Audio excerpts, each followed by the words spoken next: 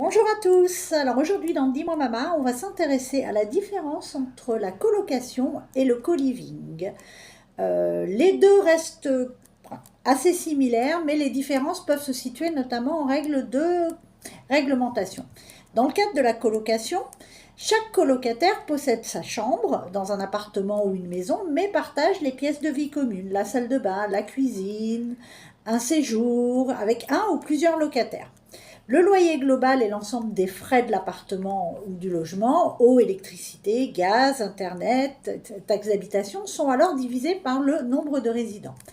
Dans le cadre du co-living, comme le coworking permet lui de partager des espaces professionnels pour travailler, le co-living se base sur le partage d'espaces à vivre avec d'autres colocataires qui sont des espaces de travail, de sport, de loisirs en commun.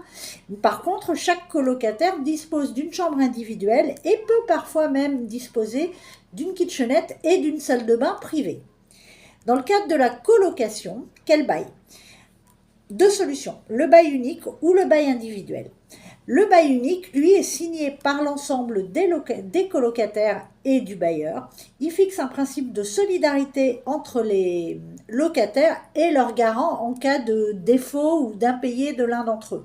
Ça veut dire que si un locataire ne paye pas son loyer, il sera demandé aux autres colocataires de régler le propriétaire.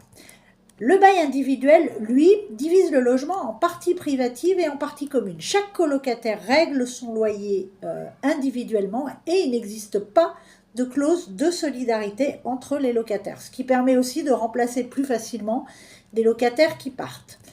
Pour le co-living, c'est un peu différent.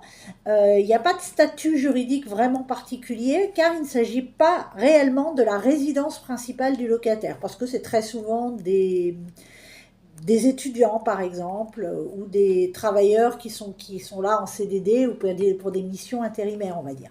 La plupart du temps, ce sont des baux en logement foyer ou en bail mobilité qui durent de 1 à 10 mois. Voilà. Donc j'espère que ça vous aura éclairé sur le sujet et je vous dis à très bientôt pour un nouvel épisode de Dis-moi Mama. Ciao!